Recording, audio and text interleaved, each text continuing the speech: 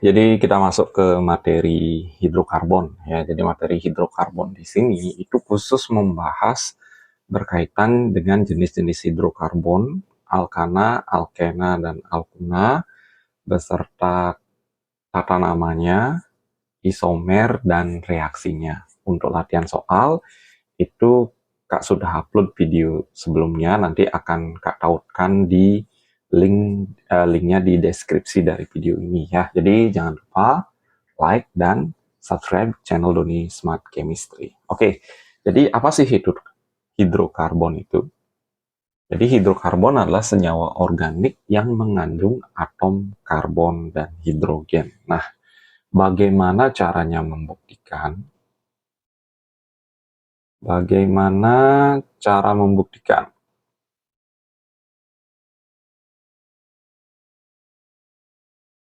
Bahwa sebuah senyawa atau sebuah benda itu mengandung hidrokarbon. Itu biasanya dilakukan sebuah pembakaran ya. Jadi dilakukan sebuah pembakaran biasanya. Oke, ini biasanya ada bunsen pemanas. Ini ditaruh bendanya di sini, kemudian dipanaskan. Nanti gasnya itu dialirkan ke dalam air kapur.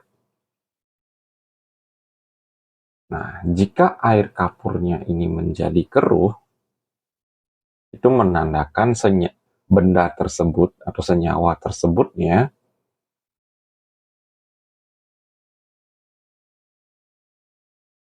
mengandung karbon. Tepatnya senyawanya adalah CO2 nantinya ya, karena air kapur itu CaOH2 itu bereaksi dengan CO2 itu akan menghasilkan CaCO3 plus H2O. Inilah yang menyebabkan air kapur itu menjadi keruh dia. Nah, selain itu juga itu akan menghasilkan gas H2O. Ini dibuktikan dengan menguji dengan kertas kobalt yang semulanya berwarna biru itu akan menjadi merah muda.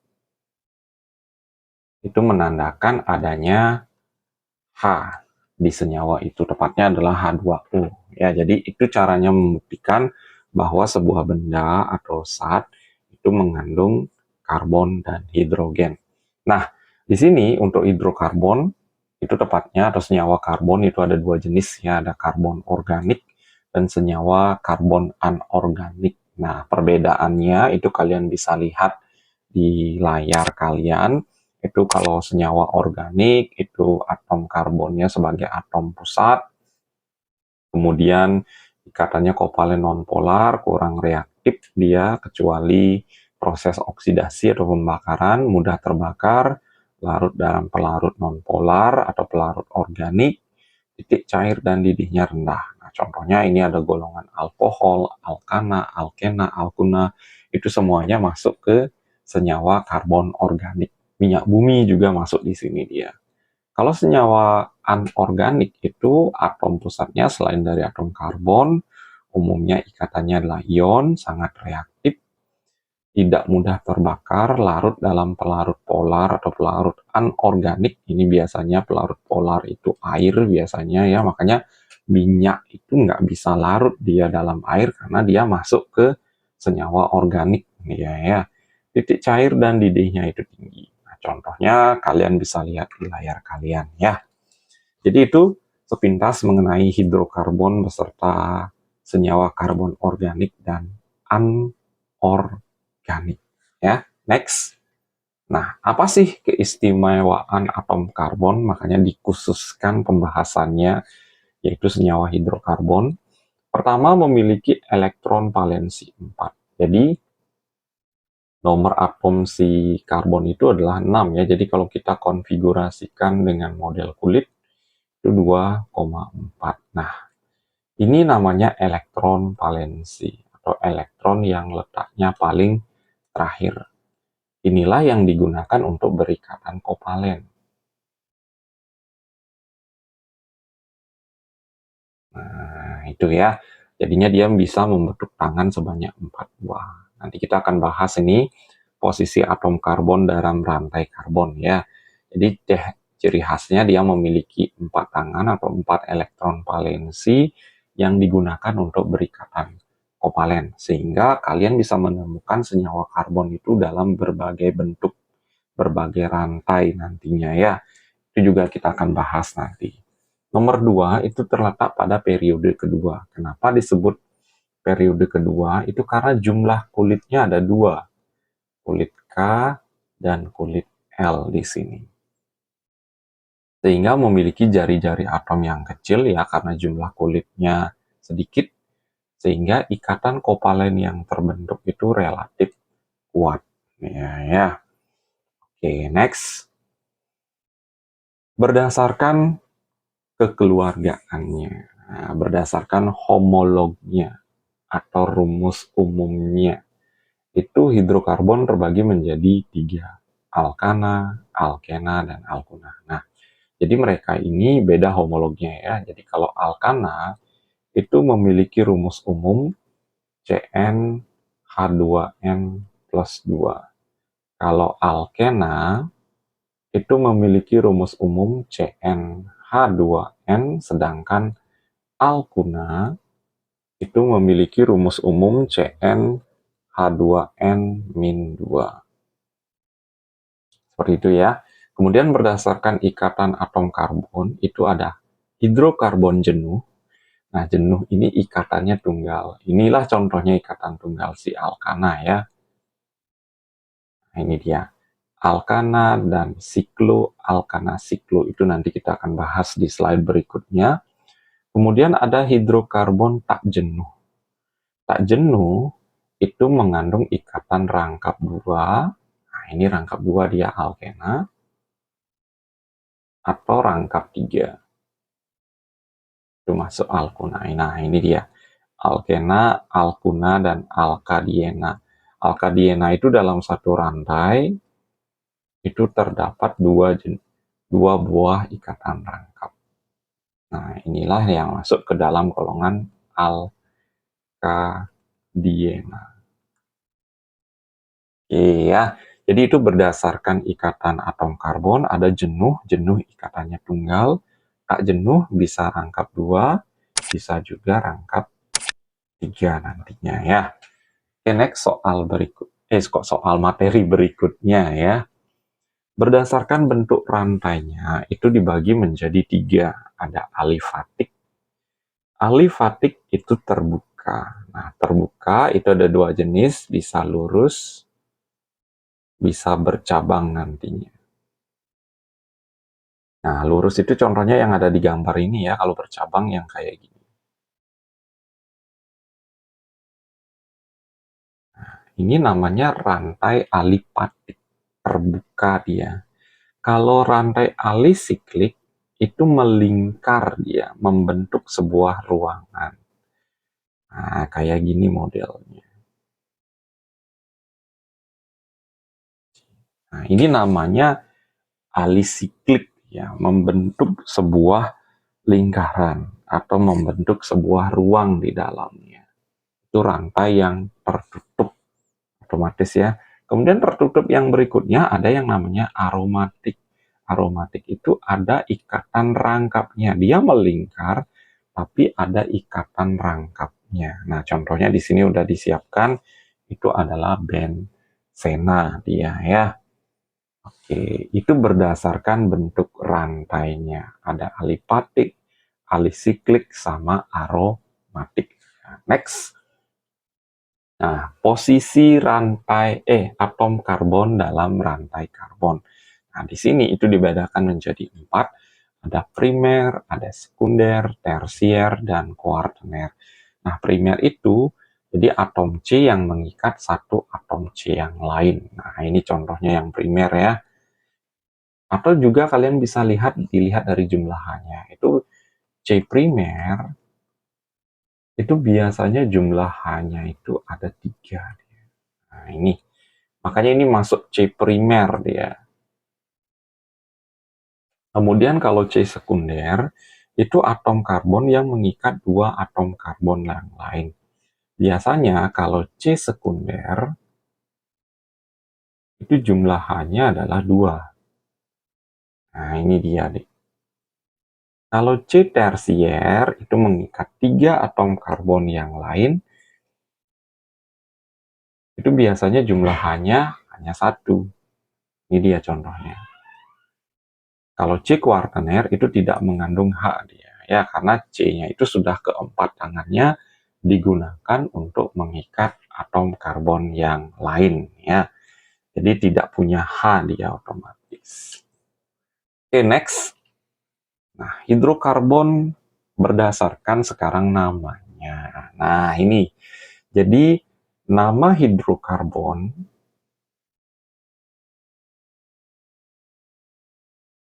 itu ditentukan oleh jumlah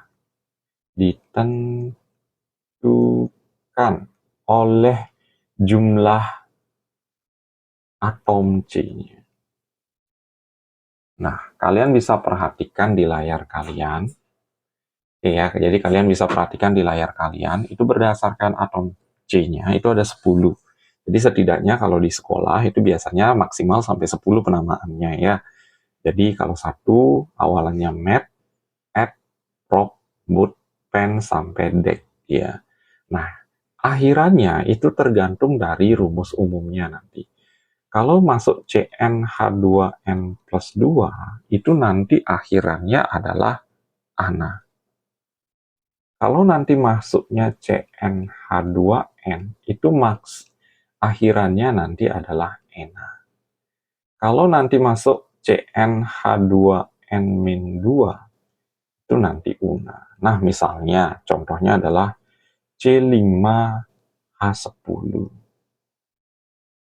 N-nya ganti dengan angka 5, 2 kali 5 itu hasilnya adalah 10. Berarti ini akhirannya nanti ENA. Kita lihat jumlah C-nya adalah 5. Kalau 5 itu pen ya. Tambah akhiran ENA jadinya nanti namanya pentena. Nah, contoh yang lain misalnya C4H6. Ini maksudnya di sini. Ganti N-nya dengan angka 4.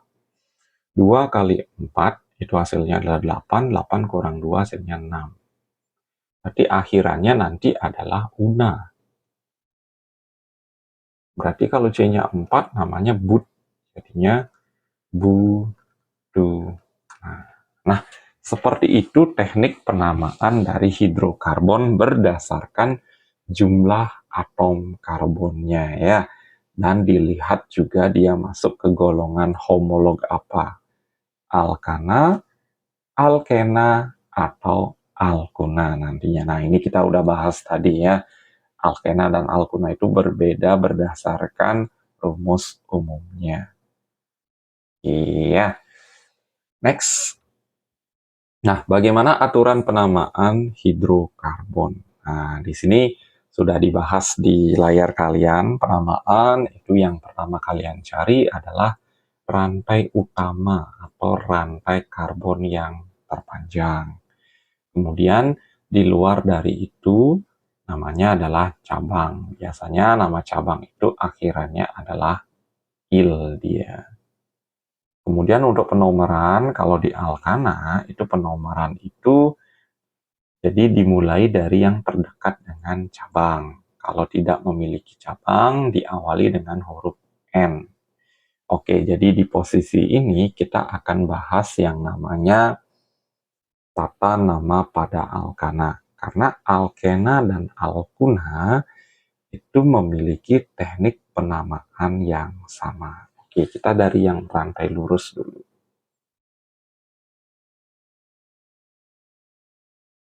Nah, ini tangannya terpakai 1, berarti sisa hanya lagi 3. Ini tangannya 2, sisa hanya lagi 2. Ini juga 2. Ini juga 2. Ini juga 3. Oke, jadi rantainya semuanya tunggal dan tidak memiliki cabang. Jadi tinggal isi N strip berdasarkan jumlah atom karbonnya. Ini ada 5, jadi namanya pentana. Nah, bagaimana kalau yang bercabang?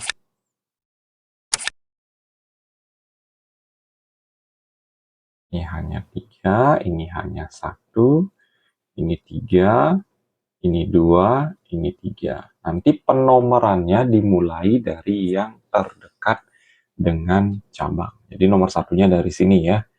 1, karena cabangnya ini rantai utama.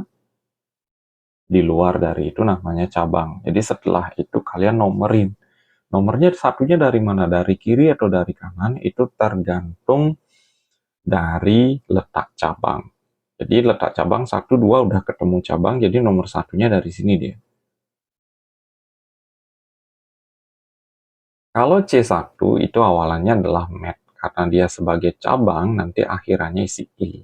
Ya, jadi namanya nantinya nomor cabang duluan disebut 2 metil buta. Nah, jadi penamaannya adalah nomor cabang, nama cabang, nama rantai utama. Oke, kita ulang ya dengan cabangnya yang berbeda jenis.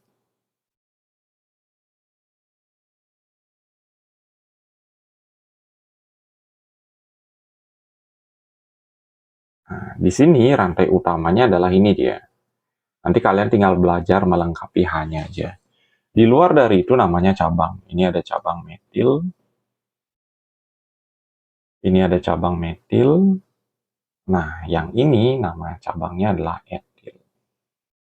Kemudian nomor satunya dari mana? Itu dari kiri atau dari kanan? 1, 2 udah ketemu cabang. Kalau dari kanan layar kalian, itu 1, 2, 3 baru ketemu cabang. Jadi nomor satunya dari yang terdekat dengan cabang.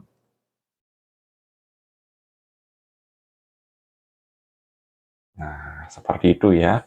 Nah, sekarang penyebutan namanya itu gimana? Itu diurut sesuai abjad.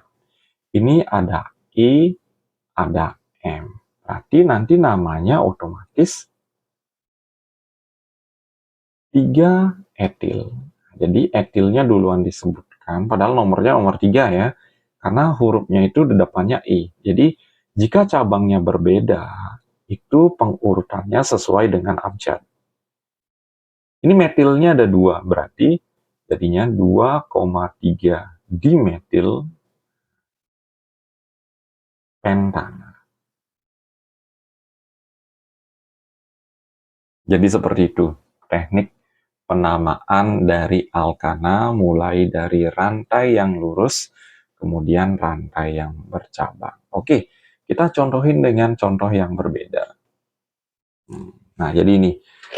Jika cabangnya itu sejenis, diawali dengan di, tri itu 3, tetra itu 4. Jika terdapat lebih dari satu macam jenis cabang, urutan penamaan cabang diurut berdasarkan abjad. Ya, jadi itu. Oke, jadi untuk alkena dan alkuna di slide berikutnya ya. Kembali lagi alkana.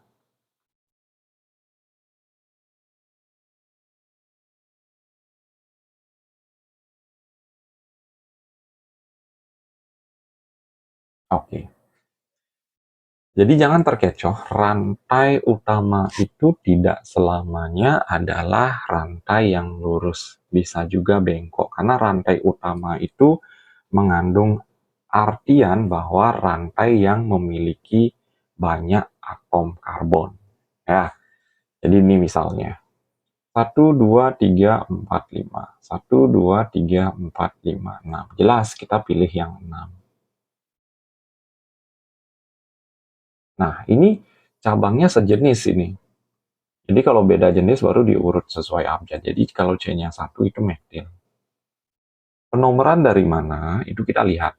1, 2 udah ketemu cabang. Kalau dari sini 1, 2, 3 baru ketemu cabang. Jadi nomor satunya dari sini dia.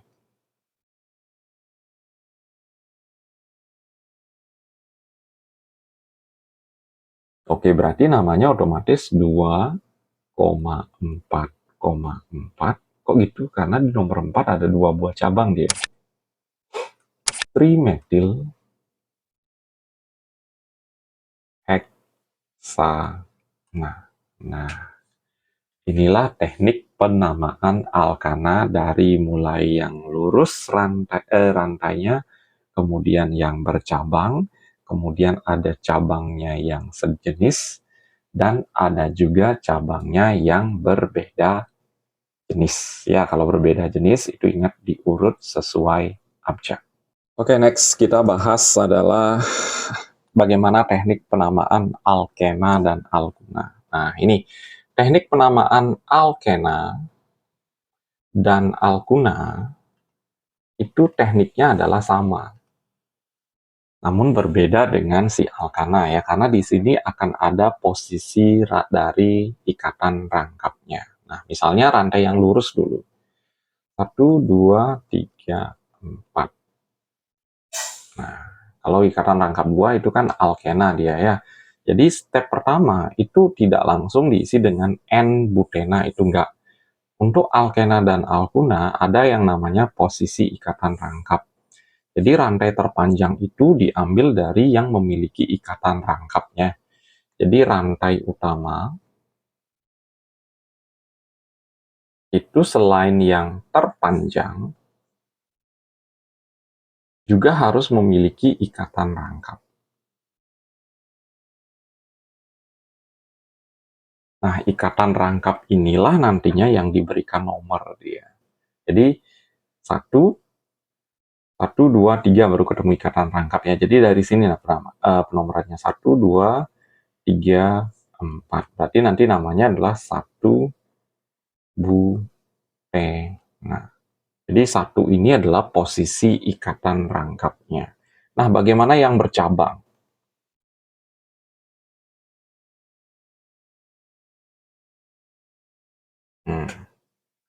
Atau kita isi di sini lagi, biar cabangnya berbeda ya. Ini untuk di sini kita akan bahas si alkena saja dulu. Nanti di slide berikutnya itu si alkuna ya dengan beberapa contohnya.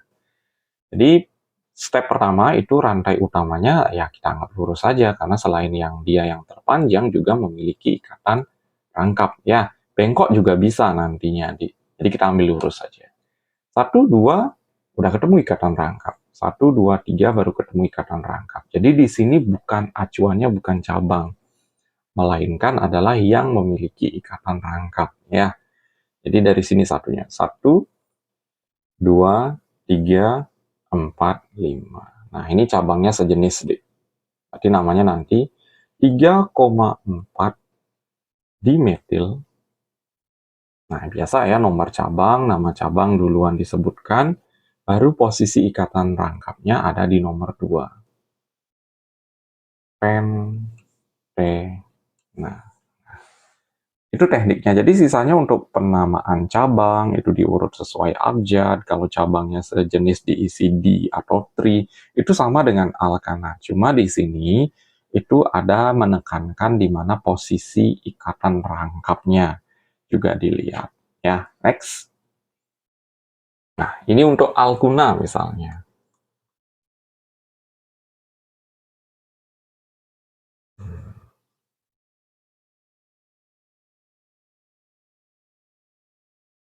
Oke, jadi 1, 2, 3, 4, 5, 6. 1, 2, 3, 4, 5, 6. Oke, sama aja. Ambil yang lurus, kemudian penomorannya jelas dari kiri ya. Karena 1, 2 udah ketemu ikatan rangkap. Kalau dari sini jauh banget ya. 1, 2, 3, 4, 5, 6. Jadi ini ada cabang C-nya 2 itu etil, kemudian ini tuh metil. Jadi diurut sesuai abjadnya. Otomatis namanya 4 etil, 3 metil, nomor ikatan rangkapnya adalah 2 heksu. Nah, jadi sekali lagi teknik penamaan alkena dan alkuna itu sama. Alkana berbeda karena dia tidak memiliki posisi ikatan rangkap. Penamaan cabang ketiga-tiganya sama ya. Next, oke, kita akan bahas berkaitan dengan isomer ya, keisomeran hidrokarbon. Jadi isomer itu apa?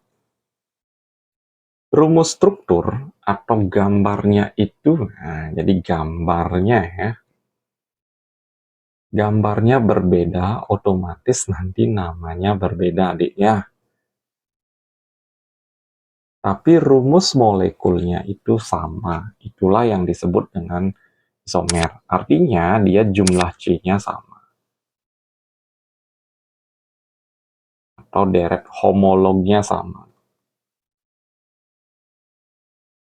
Dengan catatan jumlah C-nya yang sama ya. Jadi keisomeran itu dibagi menjadi dua, ada isomer struktur dan isomer ruang. Nah, isomer struktur ini nantinya akan ada tiga jenis ya. Isomer rantai, posisi, sama fungsi. Kalau isomer ruang ada geometri sama isomer optis. Nah, di sini tidak semua isomer kita akan bahas. Jadi menyesuaikan dengan materi karena fokus pembahasan kita adalah alkana, alkena, dan alkuna. Itu kita akan membahas tiga jenis isomer. Isomer rantai, isomer posisi, dan isomer geometri. Jadi fokus kita nanti adalah isomer rantai, isomer posisi, dan isomer geometri. Jadi isomer yang lain itu pembahasannya pada saat kita membahas turunan dari hidrokarbon. Jadi ini akan sangat berkaitan ya antara materi ini dan turunan hidrokarbon. Oke, kita akan bahas dulu isomer rantai. Jadi isomer rantai baik alkana, alkena maupun alkuna itu memiliki dia. Nah, kita contohin misalnya si alkana lah dulu. C5H12. Jadi rumus molekulnya ini sama-sama jumlah C-nya 5, tapi bentuk rantainya berbeda-beda. Jadi kalian olah dia dengan catatan jumlah C-nya 5, tapi bentuk rantainya berbeda-beda. Ini contohnya, Dik. Semua yang Kak gambar di sini itu jumlah C-nya 5. Tapi kalau kalian mengikuti video yang sebelumnya berkaitan dengan teknik tata nama, ini ketiga namanya ini berbeda. Inilah yang namanya isomer. Tepatnya adalah isomer rantai atau isomer rangka. Karena bentuk rantainya berbeda-beda. Tapi jumlah C-nya tetap sama dia. Kemudian ada yang namanya isomer posisi. Isomer posisi ini fokusnya hanya ada pada alkena dan alkuna. Ini kita nggak bahas nih, isomer fungsi, isomer optis, itu kita nggak akan bahas. Karena fokus pembahasannya kedua ini adalah di di turunan hidrokarbon nantinya ya, bukan di sini ya. Ini turunan HK ini maksudnya hidrokarbon. Itu nanti ada khusus pembahasan materinya. Mungkin kurang lebih besok atau 2 hari lagi dari video ini yang akan dibahas itu akan diupload materinya ya. Ini pembahasannya adalah alkena dan alkuna. Jadi yang berbeda adalah posisi ikatan rangkapnya. Itu misalnya yang ini. Ini namanya adalah 1-butena. Kalau kayak gini, ini namanya 2-butena. Inilah yang disebut dengan isomer posisi. Karena letak posisi ikatan rangkapnya itu berbeda dia. Nah, contoh lain alkuna misalnya.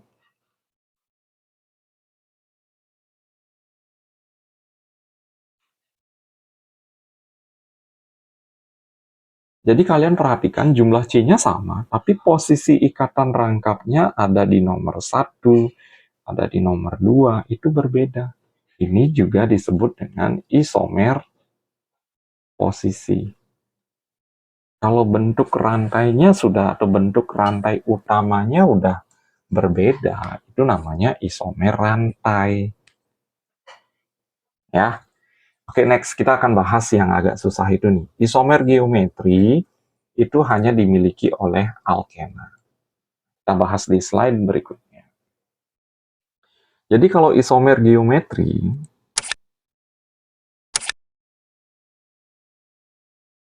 itu ada dua jenis dia. Ada cis, ada trans.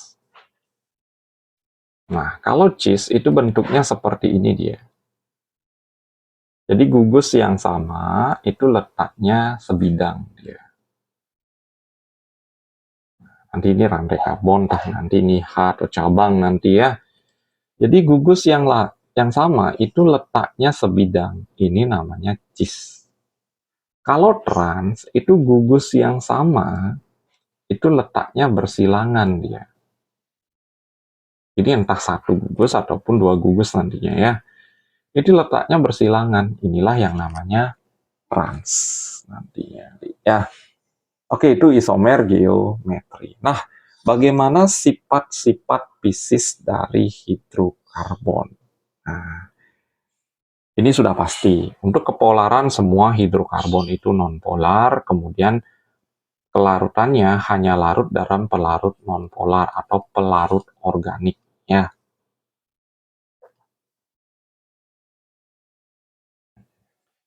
Kemudian kalau massa jenis jelas, semakin besar Mr,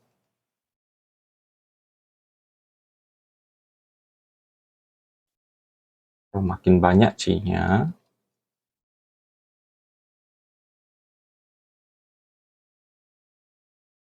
massa jenisnya semakin besar.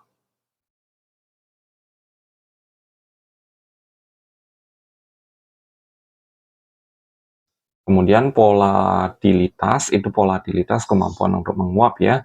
Jadi semakin sedikit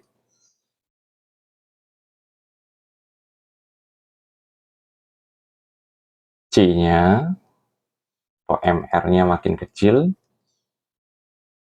makin besar volatilitasnya.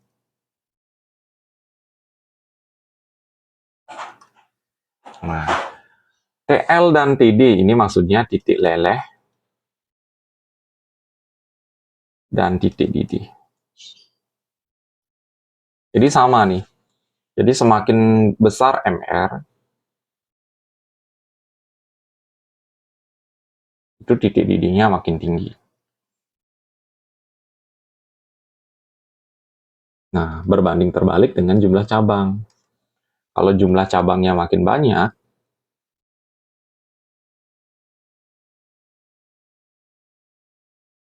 itu titik leleh dan didihnya itu makin rendah dia.